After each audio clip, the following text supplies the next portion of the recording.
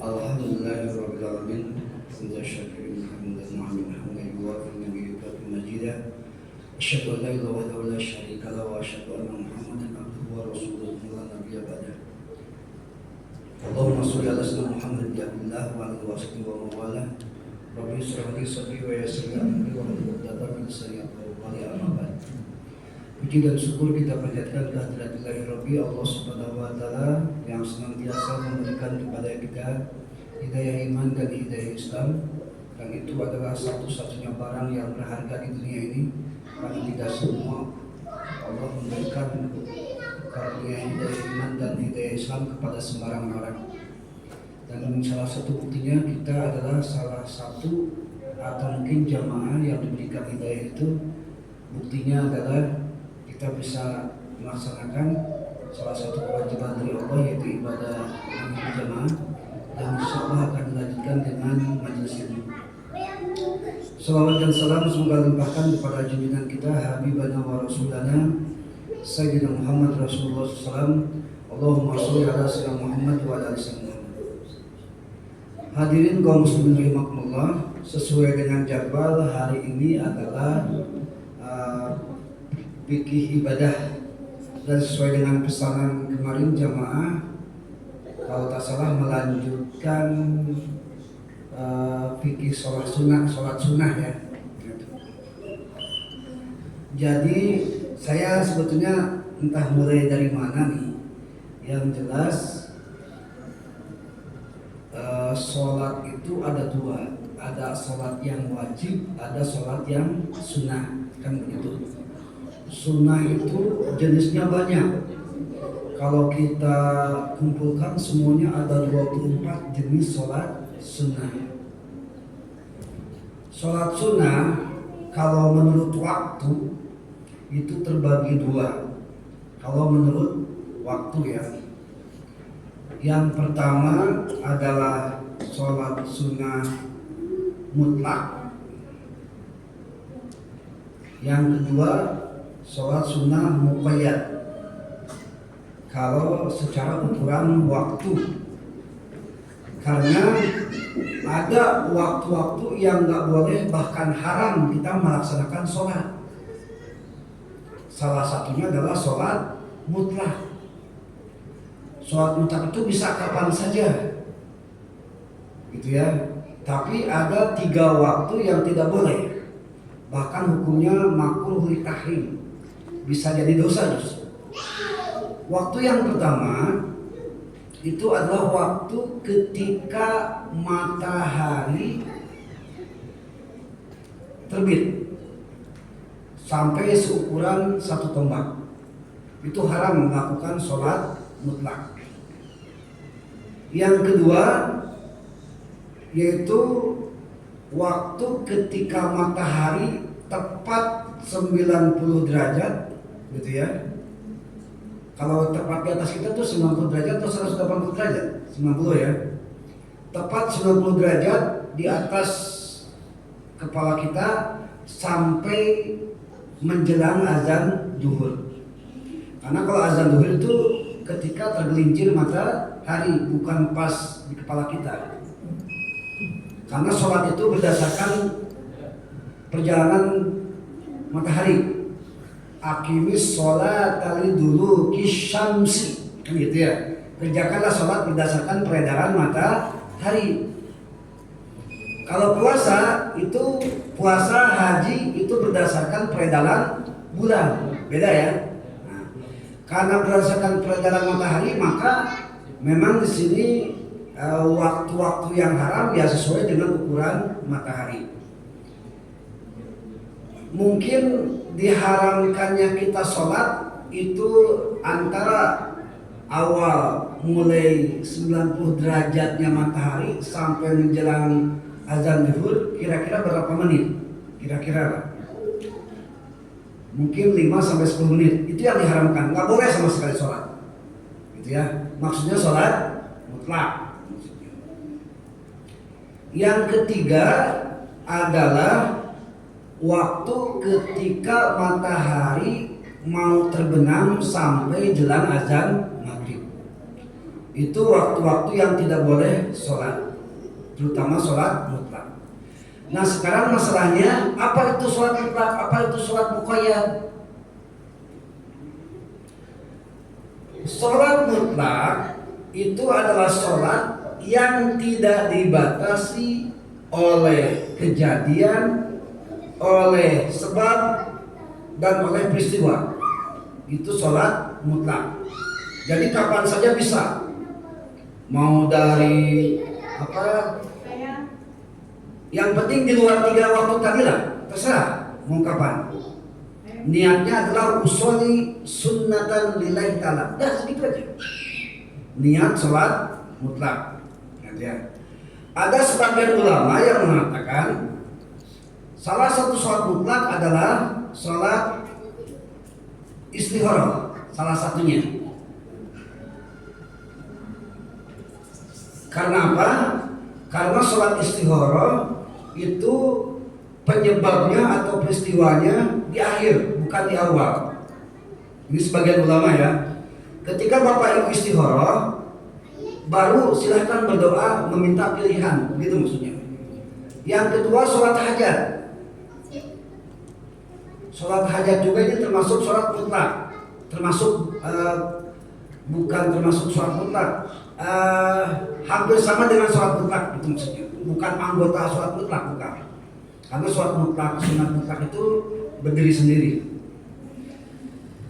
Sholat hajat pun demikian. Penyebabnya adalah di akhir, bukan di awal.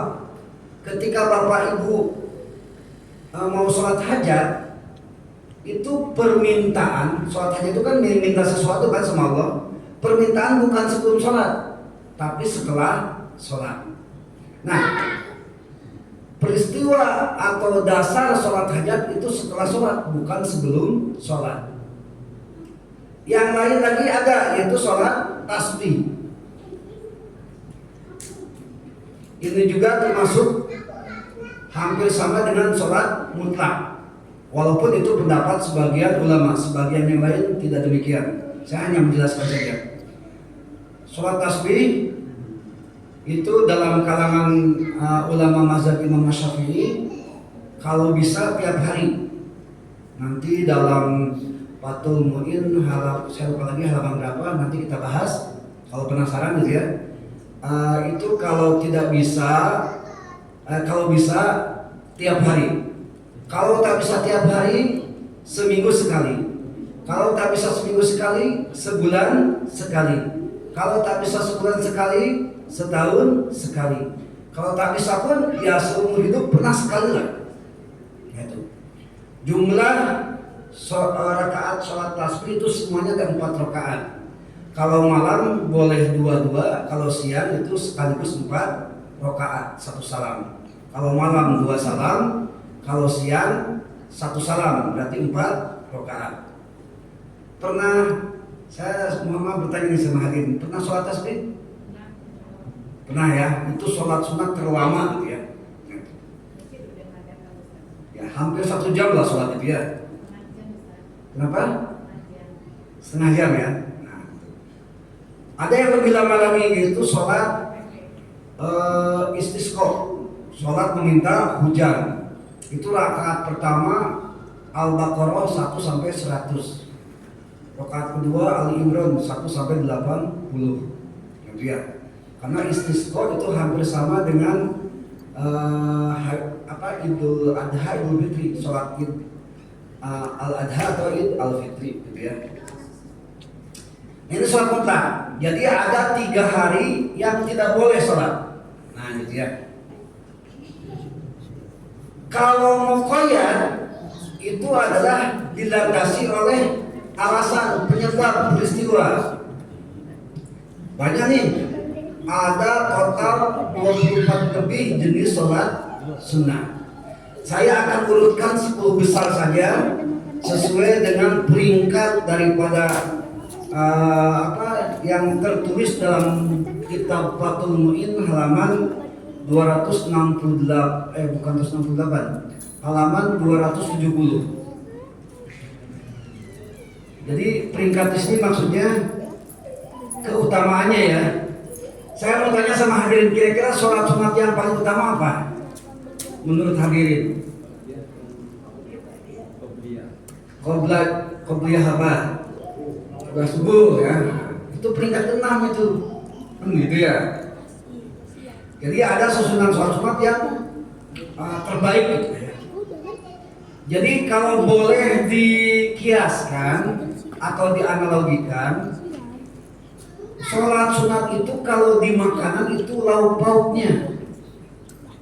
Kalau sholat fardu, subuh, duhur, kalau kami dulu ya kayak waktu kecil, sholat sholat itu makanan pokok Islam. Dulu ya kami waktu kecil lah, I-nya sholat isya, S-nya sholat subuh, gitu ya. L-nya sholat duhur, L-nya dibesarkan gitu. Dulu waktu kecil lah, duhur. A-nya sholat asar, M-nya sholat maghrib, kan gitu. Nah, makanan pokok kita, makanan pokok rohani kita, kalau jasmani apa Pak? Beras, roti, tepung, dan sebagainya lah ya. Itu makanan jasmani. Apa lauk pauknya? Ikan, daging, sayur, banyak lah. Nah, kan gitu. Sekarang pertanyaannya begini, kira-kira Bapak tahan nggak makan cuma nasi aja selama 1 hari lah? Nggak akan nyaman kan? Demikian juga dengan rohani. Rohani itu jangan dikasih makanan pokok saja, sholat duhur aja, asar saja, qobliyah enggak, ba'dah enggak, gitu ya. Itulah degilnya kita. Giliran jasmani pingin lengkap, pingin 4 sehat 5 sempurna. Giliran rohani cuma sholat 5 waktu saja. Pantas rohnya bukan rohani sehat, rohnya roh jahat, kan gitu. Gitu ya.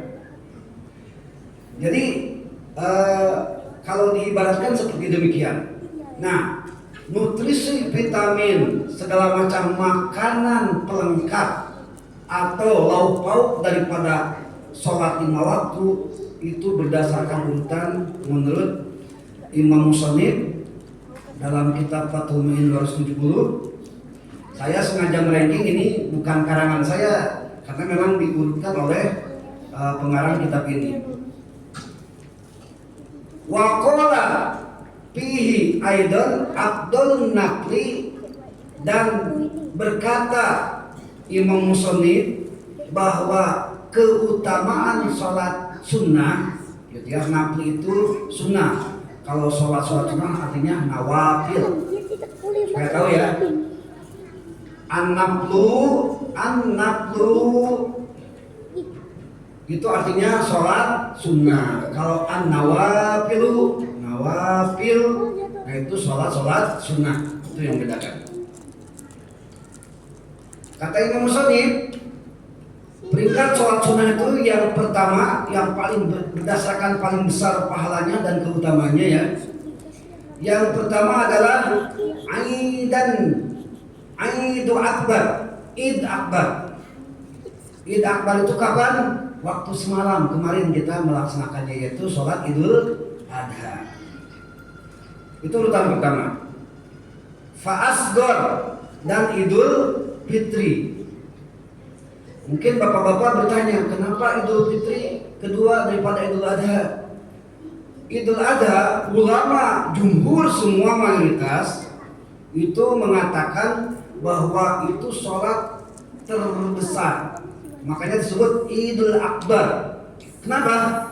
Karena merayakannya sampai 4 hari. Tanggal 10, 11, 12, 13. Apa buktinya? Takbirannya sampai 4 hari. Kan begitu. Kalau Idul Fitri berapa? Cuma 1 hari kan? Nah, gitu ya. Jadi sebetulnya yang harus bangga itu Idul Adha, bukan Idul Fitri. Tapi kadang-kadang kita Idul Fitri, pengeluaran Idul Fitri jauh lebih besar daripada Idul Adha, kan gitu ya. Tapi mohon maaf kalau kebiasaan masyarakat di sini seperti itu ya, nggak jadi masalah. Jadi harusnya bertamu ada kue-kue segala macam opor ayam harusnya Idul Adha gitu kan harusnya. Ini kita emang kebalik gitu ya, tahu juga. Nah, gitu ya. Tapi yang ramenya kok Idul Fitri ya, gitu. Nah, tapi nggak jadi masalah yang jelas. Malum lah, udah 1400 tahun yang lalu ya ada penurunan performa dan penurunan kualitas gitu ya. Gimana lagi? Jadi yang pertama sholat Idul Adha disebut Id Akbar karena 4 hari. Itu hukumnya sunnah muakkadah kalau perlu jadi istilahnya kalau sampai tidak dikerjakan sungguh terlalu lah gitu lah bahasa kasarnya. Karena ketika Idul Adha perempuan yang halangan menstruasi ya. Kalau laki-laki nggak ada menstruasi ya, kalau menstruasi ya ada, tapi kalau perempuan ada namanya menstruasi. Itu walaupun lagi nifas lagi apa, gerakan ke lapangan semua, kan gitu. Itu namanya Aid, hari raya. Saking muakadahnya. Nah gitu. Itu ya. Jadi urutan pertama Idul Adha, urutan kedua adalah Idul Fitri. Makanya Idul Adha disebut Idul Akbar. Kalau Idul Fitri Idul Asghar, hari raya kecil. Nah, gitu. Ya hari kecil. Takbirannya aja dari mulai maghrib malam takbiran sampai khotib turun dari mimbar kan. Tapi kalau Idul Adha kan sampai 4 hari berturut-turut. Nah, gitu ya. Yang ketiga Pak Kusuf, sholat kusuf. Kusuf itu sholat gerhana matahari. Sholat kusuf. Niatnya usuli sunatan kusufi raka'ataini ma'muman lillahi ta'ala. Itu niatnya ya. Hadirin pernah sholat kusuf di sini? Belum pernah ya, peringkat 3 loh. Nah, gitu ya. Jadi kalau ada gerhana matahari ya mungkin tugas pengurus masjid ya untuk menyelenggarakannya. Pernah sekali. Cuma kalau sholat kusuf itu unik Pak. Rukunya 2 kali dalam 1 rakaat. Nah gitu ya. Rukunya 2 kali dalam 1 rakaat. Jadi nantilah teknisnya kita coba jelaskan lah kalau ada yang bertanya lah ya. Yang jelas rukunya 2 kali dalam 1 rakaat. Jadi totalnya 2 rakaat itu 4 ruku itu maksudnya. Gitu ya. Baik, itu adalah peringkat ketiga. Peringkat keempat khusyuk. Kalau yang satu itu adalah kusuk, yang kedua adalah khusyuk, pakai kho ya. Khusyuk itu namanya sholat gerhana bulan. Nah, sholli sunatan khusyuki raka'ataini ma'muman lillahi ta'ala.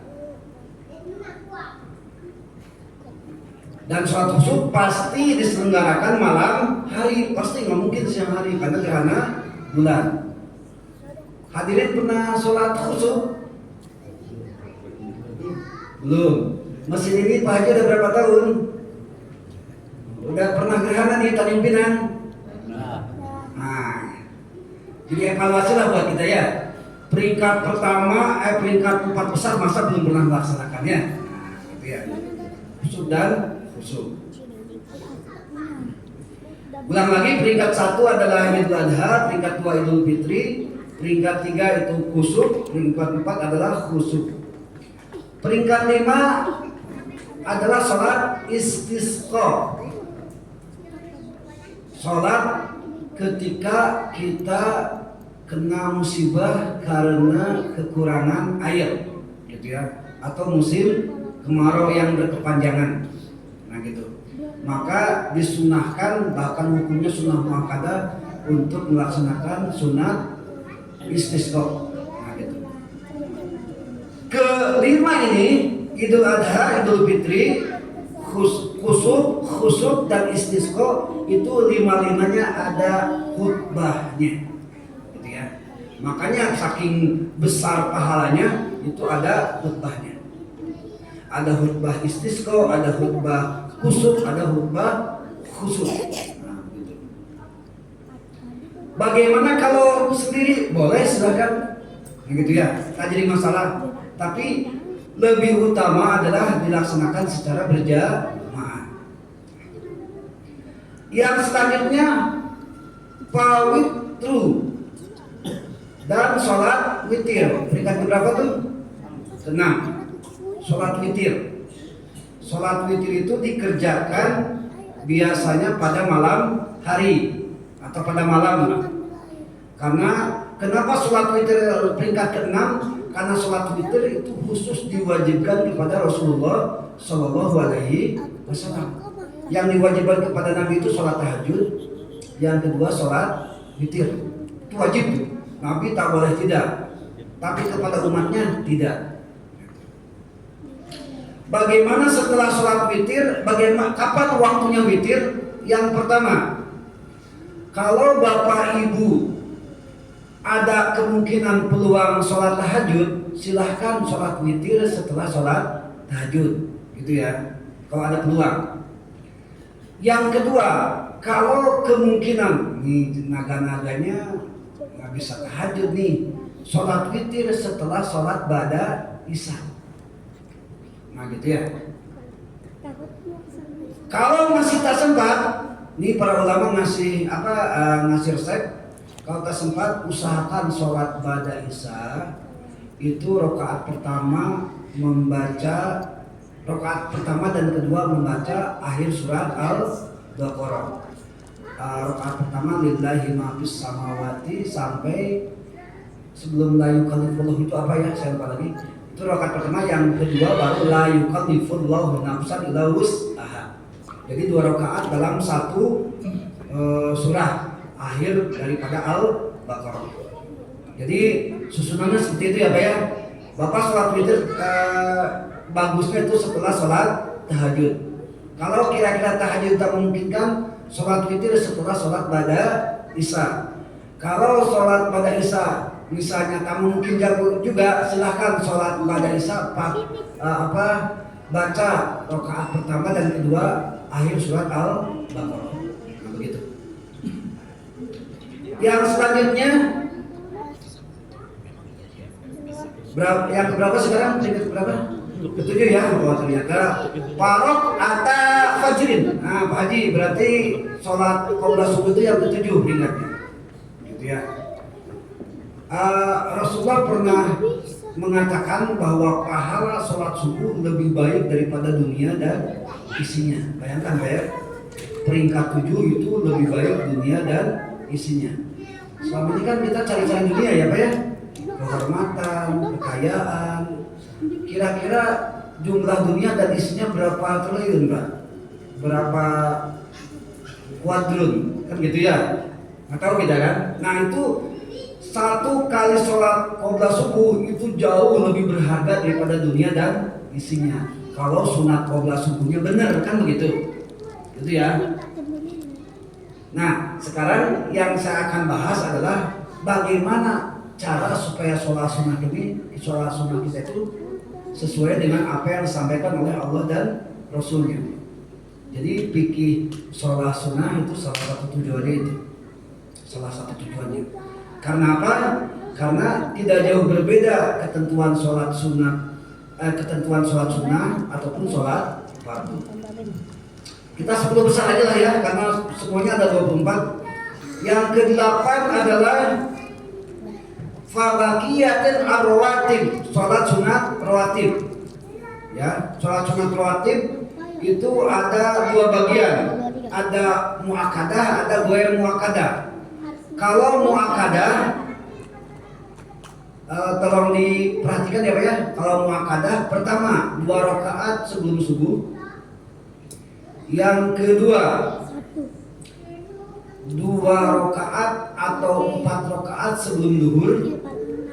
Yang ketiga 2 rakaat setelah maghrib. Yang keempat 2 rakaat setelah isya. Itu ya, itu namanya muakkad. Kalau ghair muakkad itu ada 4. Pertama, 2 rakaat ba'da zuhur, 4 rakaat qabla asar, 2 rakaat qabla maghrib, dan 2 rakaat qabla isya. Bisa disimpan nggak di memorinya? Jadi sholat rawatib itu kalau di planet itu satelitnya gitu lah ya. Bumi kan satelitnya bulan, Jupiter ada satelitnya 4, dan planet-planet yang lain. Nah demikian juga dalam sholat fardu ada satelitnya gitu ya. Ada sunnah yang mengiringinya, rawatib namanya. Ada qobliyah dan ada ba'diyah. Nah, yang muakkad tadi, rawatib yang muakkad yang saya sebutkan itu termasuk peringkat berapa? Ke-8. Nah, gitu ya. Yang ke-9, fat tarawih, sholat sunnah tarawih. Gitu ya. Itu di bulan Ramadan. Dan yang 10 adalah fat duha, sholat sunnah duha. Yang ke-11 tambahan 1 aja lah ya, tahajud. Sampai 24 susunan. Saya nggak mungkin menjelaskan ke-24 ini karena tujuannya kita menjelaskan tentang bagaimana melaksanakan sholat sunnah. Seperti halnya ibu-ibu bagaimana cara memasak daging, memasak ikan, memasak sayur supaya bergizi, enak, lezat dan sebagainya gitu maksudnya. Ketika dimakan dengan nasi sebagai bahan pokok itu menjadi nikmat, sehat, kuat, bervitamin, bergizi dan sebagainya. Begitu maksudnya. Itu urutan kualitas daripada sholat sunnah. Nah sekarang kita coba bagaimana cara sholat sunnah yang baik menurut apa yang saya baca dan menurut para ulama. Apa yang saya baca ya yang baca di sini ya Pak ya, bukan pendapat saya tak berani. Ini menurut yang saya baca dan menurut para ulama. Yang pertama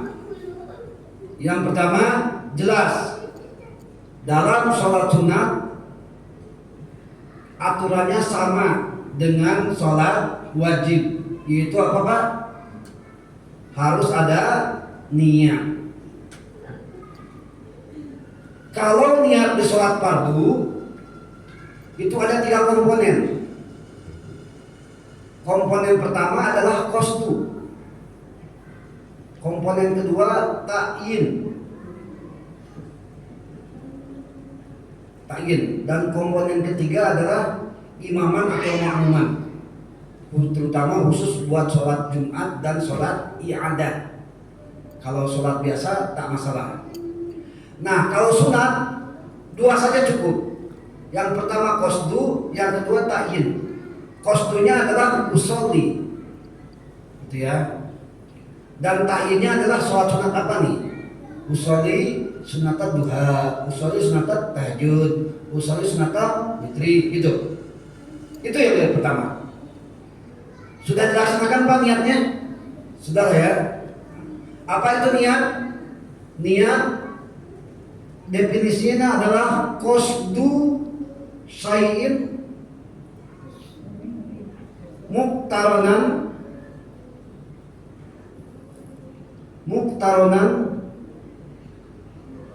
bipilihi. Itu adalah definisi daripada niat.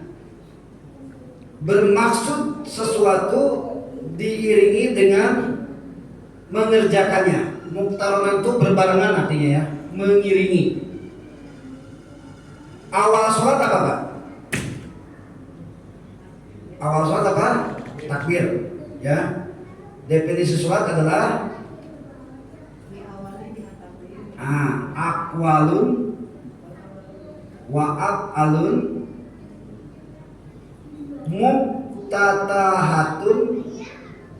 muftatahatun bitakbir wa muhtatamatun bitaslim. Jadi sholat itu adalah ucapan dan pekerjaan yang diawali dengan takbir, dan diakhiri dengan salam. Itu sholat. Jadi kalau bapak ibu sudah mulai takbir sampai salam, dapatlah sholat sunnah. Itu maksudnya. Gitu ya. Cuma dapatnya itu yang pertama harus qasdu dan ta'yin. Harus usolli dan sebutkan nama sholat sunatnya apa. Harus muqtarinan, ingat ini harus muqtarinan, harus bareng. Dipilih ketika pertama mengerjakan. Apa pertama mengerjakan? Takbir. Contoh, kita mau sholat apa nih? Qobla Isya lah ya nanti ya. Ketika ibu mengucapin usolli sunatan qobla Isya, itu sunnah saja. Kalau sekedar mengucapkan, yang wajibnya itu ketika Allah baru di hati usolli sunatan qobla Isya. Cukup segitu. Mau pakai rakaat ini silahkan, lillahi ta'ala silahkan. Yang penting dua aja, qasdu dan ta'yin. Itu aja. Jadi niat dalam sholat sunat cukup dua. Kalau mau lebih silahkan, menjadi masalah. Yang penting dua aja yang disebutkan. Gitu ya. Kecuali dalam sholat fardu, terutama Jumat, hati-hati. Jumat imam dan makmum wajib imaman dan makmuman, karena sholat Jumat wajib berjamaah. Karena wajibnya berjamaah, maka wajib niat imam atau makmum. Itu yang membedakan. Yang kedua sholat iadah wajib juga. Sholat iadah itu begini. Bapak ini ya supaya lebih simpel. Bapak lagi perjalanan pesawat nih, atau lagi perjalanan di luar kota, sudah masuk sholat maghrib, sampai ke rumah sudah adzan isya kan diperkirakan. Nah bapak di kendaraan silahkan sholat lihurmatil waktu, sholat untuk menghormat waktu aja, boleh sambil duduk atau boleh sambil berdiri sesuai dengan kondisi lah. Kira-kira kalau di kendaraan bisa nggak sambil berdiri? Kan gitu. Dan ketika sholat pun nggak mungkin kan kita fokus menghadap kiblat terus kan, karena kondisi darurat. Silahkan sholat maghrib karena untuk menghormat waktu. Nah setelah sampai di rumah, kira-kira ada 10 menit lagi mau isya gitu ya. Bapak sholat maghrib kembali, tapi niatnya iadah gitu maksudnya. Nah ketika sholat iadah wajib menyantungkan imaman atau makmuman. Mohon maaf, bisa dipahami Bu? Sholat iadah. Jadi sholat iadah itu sholat kondisi ketika kita wajib sholat tapi tak memungkinkan, maka kita sholat. Kalau kita lagi mancing misalnya di laut ya, mau berdiri susah, sedangkan berdiri rukun sholat tuh, nggak boleh tidak. Kalau tidak berdiri tak sah sholatnya. Berarti kita sholat saja untuk menghormat waktu. Nah nanti kalau masih ada waktu sholatnya itu iadah namanya.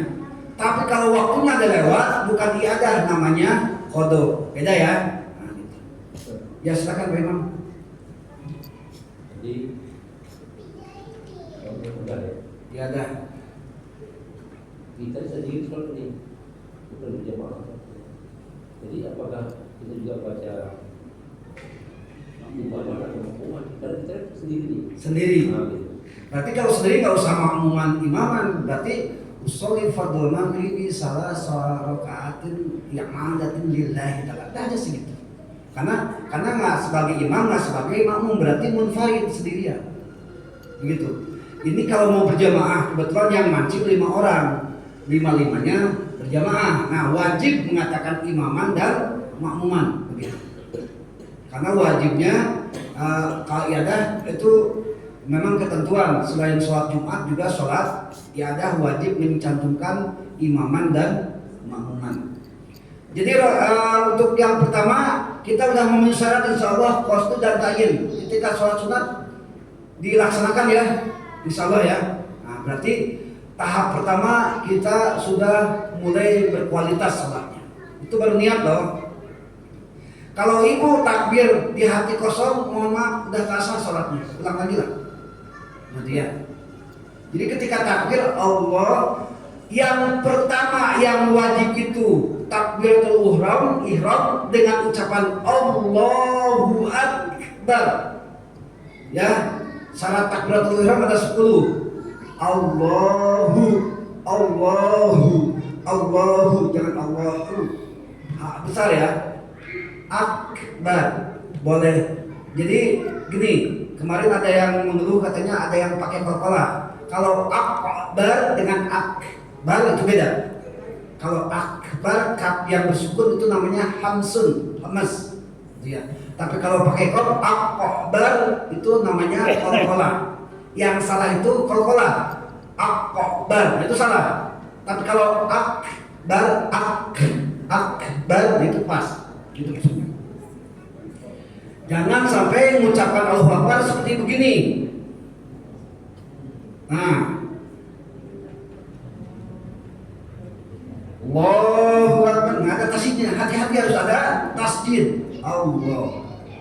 Tafhim. Allah. Allahu Akbar. Ibu salah alif lam ha. Alif kaf ba ro-nya salah satu huruf dah rasa salatnya. Mohon maaf. Gitu ya.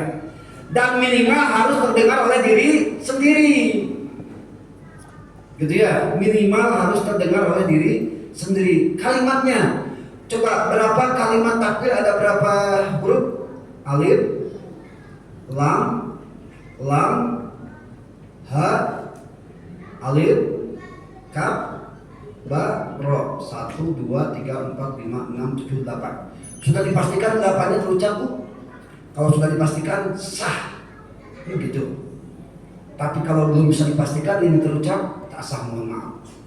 Karena takbiratul ihram harus terucap. Ketika membaca takbiratul ihram, masuklah niat qasdu syai'in muqtarinan bi fi'lihi. Bareng antara takbir dengan niat.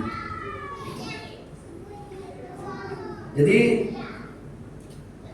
kalau kita misalnya selama ini bilang inna sholata tanha 'anil fahsya'i wal munkar, sholat itu bisa mencegah daripada kemaksiatan dan kemungkaran. Kok saya rajin sholat tapi maksiat kadang-kadang kepikiran, kadang-kadang dijalankan, kemungkaran dijalankan, yang mungkin tidak memenuhi kriteria sholat sesuai dengan aturan. Gitu maksudnya. Mohon maaf, mungkin masih ada saudara-saudara kita yang takbirnya nggak kedengaran oleh diri sendiri. Mohon maaf, cuma itu aja. Ada yang takbir kayak gini, sambil jalan karena tergesa-gesa. Nah, kan nggak boleh takbir sambil jalan. Syarat takbir itu ketika sudah berdiri. Berdiri itu ukuran. Nah, ini gizinya sholat gitu ya. Dari ujung kaki ini, mohon maaf, ujung kaki ini dengan kaki ini berapa senti? Itu ukurannya sama antara ini dengan ini. Sama dengan bahu. Bahu Pak Haji Sotrus berapa senti kira-kira? Anggaplah 100 senti ya. Terlalu besar ya. 45. Nah, anggaplah 40 cm. Nah, ini dari sampai sini 40 cm. Itu maksudnya. Kalau mau sempurna ya. Yang kedua, semua jari menghadap kiblat, Pak. Walaupun tak menghadap kiblat nggak apa-apa. Tapi kalau mau yang lebih sempurna, jari mulai kelingking sampai jempol ini juga semuanya hadap kiblat, semua hadap kiblat. Aduh, saya tak biasa ini aja. Ya, tak masalah, silakan aja. Gitu ya. Cuma kalau mau lebih bergizi, kan kita kan senang kesempurnaan kan. Nah, kalau mau lebih sempurna, ketika berdiri ininya sesuai dengan ukuran bahu. Ada yang segini, ada macam-macam lah. Tak jadi masalah, nggak usah disamakan. Ya, yang penting berdiri. Kalau tak berdiri itu yang jadi masalah. Nah, khusus di sholat sunnah, berdiri tidak menjadi rukun sholat khusus. Ulang lagi. Kalau Bapak tak mampu berdiri khusus untuk sholat sunat, silahkan sambil duduk tak apa-apa. Semisal terawih, duduk terus, tak jadi masalah, silahkan aja. Mau duduknya begini, boleh. Mau tawarruk begini boleh. Mau bersila juga boleh. Seenaknya aja silahkan, gitu ya. Yang penting duduk. Apa itu definisi duduk? Pantat menyentuh tanah atau menyentuh telapak kaki, itu aja. Khusus untuk sholat sunnah.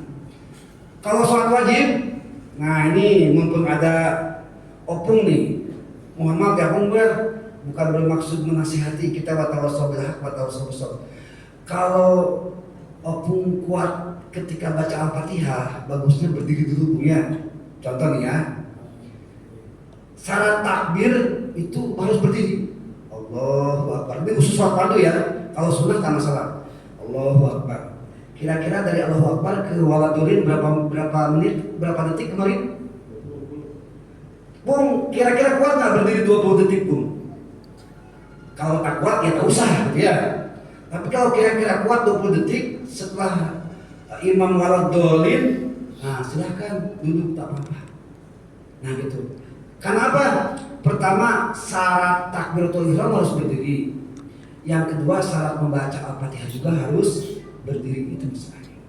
Sholat wajib. Ya sholat wajib. Kalau sunnah tak masalah, tak berdiri juga. Walaupun tetap keutamaannya adalah berdiri, jangan manja lah itu maksudnya. Kalau sholat sunnah. Sebelum dilanjut, tadi masalah niat, itu kalau yang nggak pandai bahasa Arab, ya bahasa Indonesia boleh. Boleh saja tak jadi masalah. Karena di hati. Kalau di hati mau bahasa apapun tak jadi masalah. Bahkan mau bahasa, mohon maaf ya, mau nyanyi di dalam hati, ya udah nggak ada masalah, nggak batal kok sholat. Ya, kalau ketika sholat, bukan ketika takbir ya, bukan ketika sholat, nggak jadi masalah. Cuma dia berarti tidak khusyuk kan begitu ya.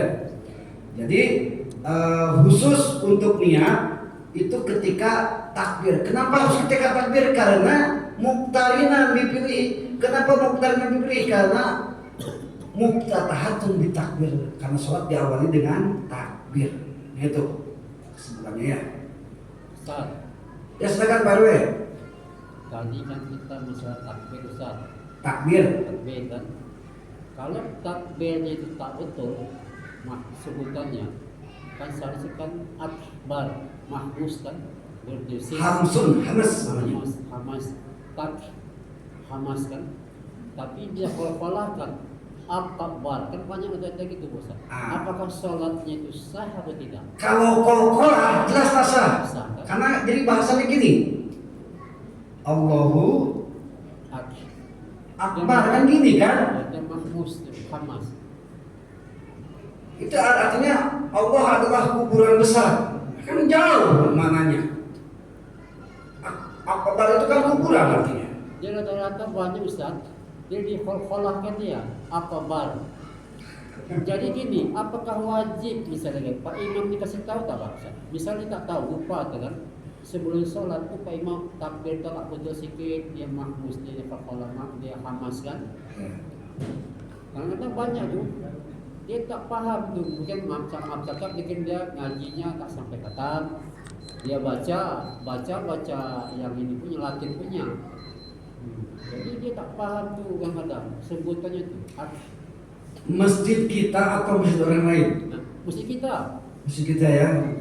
Jamaah tu kadang mau cakap misalnya dia tak tahu tu apa kolkolah ni. Ya. Ada banyak itu. Iya ya. Pokoknya gini aja. Akbar dengan akbar beda ya. Coba aja lihat dari hurufnya kan, beda kan? Qaf dan kaf beda jelas. Akko dengan ak. Boleh pakai hamas ak. Boleh biasa akbar. Tak jadi masalah. Gitu ya. Saya dulu dia pakai hamas bang. Kalau hamas nggak jadi masalah, memang kaf bersukun itu hamas namanya. Hamas. Ak. Beda dengan kok, beda kan? Nah itu. Nah, jadi begini, karena takbir itu ada dua, takbir ihram dan takbir intiqal. Kalau intiqal bebas, mau kokoh mau tidak nggak jadi masalah. Tapi takbir ihram, maksudnya takbiratul ihram, mohon maaf. Berapa huruf tadi? 1, 2, 3, 4, 5, 6, 8 huruf ini wajib terucap. Wajib terucap dan minimal terdengar oleh diri sendiri. Kalau opung takbir Allahu Akbar nggak terdengar diri sendiri, nggak sah sholatnya pun. Gitu. Apa ukuran terdengar sendiri? Ketika ibu bapak ngomong Allahu Akbar di kesunyian terdengar nggak terdengar diri sendiri. Jangan sampai menyesuaikan dengan suasana. Lagi hujan lebat, Allahu Akbarnya tinggi, nggak usah. Yang penting seukuran kita terdengar diri sendiri walaupun tak terdengar karena hujan lebat nggak jadi masalah. Nah gitu maksudnya ya. Jangan terpengaruh dengan suara sekitar. Gitu. Jadi gini Pak RW, ya mau tidak mau ya kita sebagai manusia dewasa ya memang wajib buat tawasau bil haq wa tawasau bis sabr, mau tidak mau gitu. Saling caranya begini. Kebetulan saya bukan ahli tahsin Quran, datangkan ahli tahsin Quran, yuk kita belajar cara bacaan sholat. Gitu aja kalau menurut saya. Takbirnya gimana, cara baca Al-Fatihahnya gimana dan sebagainya.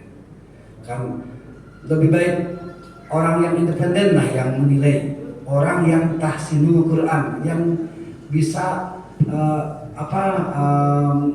memperhalus bacaan Al-Quran. Karena kan merusak nanti kalau takbir pertama, takbiratul ihram tidak sah, dah sah semua sholatnya kan gitu. Jadi imam besarnya ini kan kalau juga dicoba kemudian. Nah gitu, tak apa-apa. Sebagai qori atau orang yang tahsin mungkin itu lebih independen, Pak. Nah itu ya. Jadi begitu.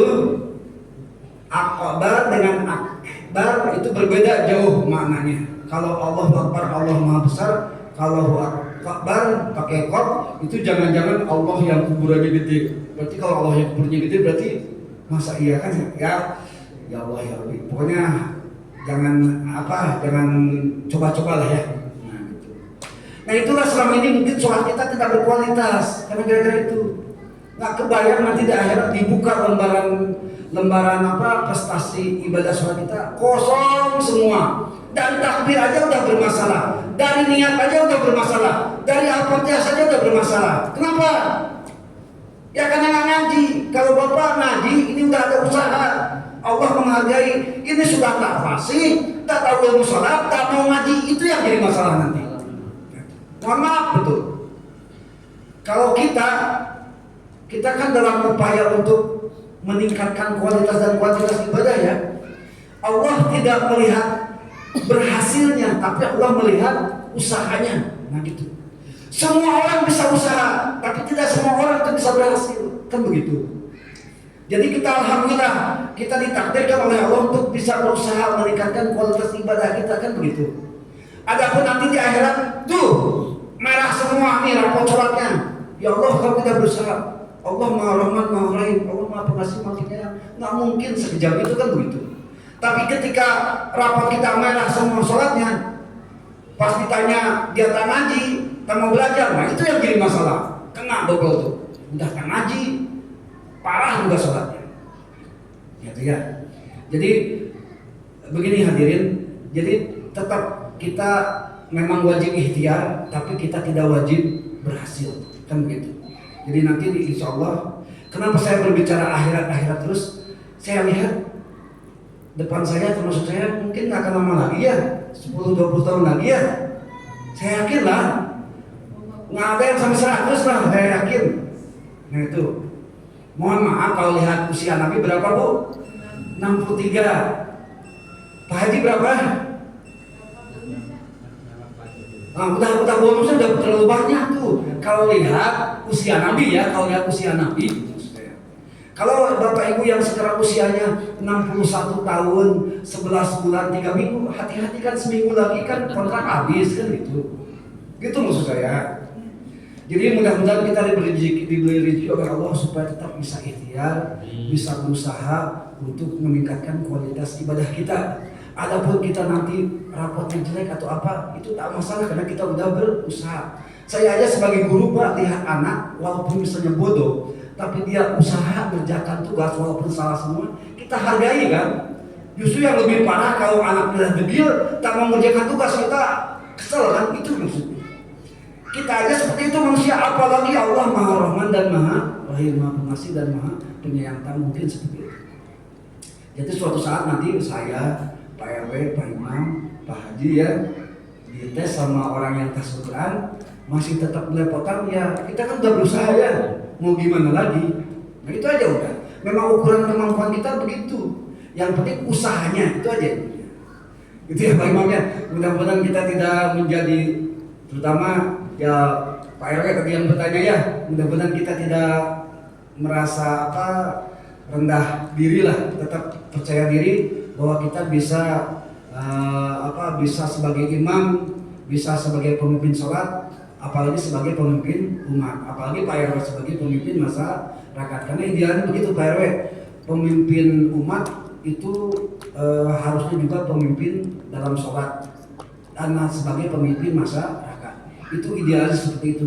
Karena Rasulullah kan khalifah pertama di negara Madinah, sebagai imam juga, sebagai nabi juga. Nah, gitu ya. Alhamdulillah di sini kita lengkap. Pak RW-nya sebagai imam, imam utamanya ada, imam yang lainnya ada juga kan gitu. Kalau saya secara pribadi melihat tak ada masalah imam di sini Pak RW, terus aja. Kalau saya ya. Tapi kalau ahli tahsin wallahu alam, saya kurang tahu. Karena saya pun bukan ahli tahsin, saya merasa yang belum fasih dalam bacaan, gitu. Belepotan juga saya juga sama. Nah, gitu ya. Oke lah Pak Imam, kalau gitu kapan kita undang ya tahsin kita regenerasi imam sholat lah, bukan hanya sekedar Pak Haji saja, Pak RW saja, Pak Imam saja, mungkin Pak Sitorus, mungkin siapa lagi yang agak ya banyaklah yang cadangan-cadangan imam lah. Kita coba belajar tahsin sama mereka gitu. Walaupun hanya satu sesi gitu ya. Yang penting kita pernah berusaha dan jadi saksi nanti di hari kiamat bahwa kita pun pernah berusaha untuk menghaluskan bacaan Al-Quran. Kalau mau ada yang saya kemarin sampaikan ke imam itu ahli tahsin juga. Ya, dia S3-nya tahsin justru. Iya. Jadi S3-nya tahsin, justru bidang tahsin dia tuh. Iya. Dan kebetulan sekarang jadi Dewan Hakim bagian tahsin juga. Nah, gitu. Sampai kapan ya STH? Pak RW tahu nggak seleksi Dewan Quran sampai kapan? 25. Mungkin kepada pengurus masjid silahkan diagendakan sebelum tutup STQ gitu ya, untuk mengundang beliau gitu. Kebetulan kawan saya ada yang S3, dia bilangnya memang salah satunya dari tahsin Quran gitu. Mungkin bisa lah. Jadi urusannya yang Dan pengurus masjid yang menentukan waktunya ya. Ya itulah waktunya sekarang kan lagi padat mungkin ya, lagi Dewan Hakim, mungkin kita menunggu ketika luang waktu lah. Bulan depan udah pulang lah. Kalau yang direkomendasikan Pak Imam tadi siapa? Imam ini sama ini. Oh, Ustaz. Dia Ya tak apa-apa, memang harus begitu Pak RW ya. Kita minta dukungannya supaya kita ikhtiar lah, minimal dalam bacaan sholat kita. Ya kita tuh baru bacaan aja udah bermasalah kan ternyata ya. Belum lagi niatnya, rukunnya, syaratnya, belum lagi khusyuknya. Banyak sekali masalah ya. Nah itu. Jadi level kita dari mulai balik sampai sekarang gitu aja. Pak Haji dari mulai balik sampai sekarang sholat ada kemajuan nggak kira-kira kualitasnya? Menurut Pak Haji kan gitu, nggak usah dijawab Haji. Masalah level kita gitu aja, kan gitu ya. Iya ya. Baik, masih ada waktu? Oh udah lewat Pak. Masih tahu sih. Biasanya pas terus rajin gitu ya. Baik hadirin kaum muslimin rahimakumullah, itu saja mungkin yang bisa saya sampaikan. Saya mohon maaf, bukan bermaksud sentimen, tapi insya Allah berargumen, bukan bermaksud mengejek, tapi insya Allah mengajak gitu ya. Karena kita memang punya kewajiban watawasau bil haq watawasau bis wajib, kewajiban saling nasihat menasihati. Itu saja mungkin yang bisa disampaikan. Usikum wa nafsi bittaqwallah wallahu muwaffiq ila aqwamit thoriq. Wassalamualaikum warahmatullahi wabarakatuh.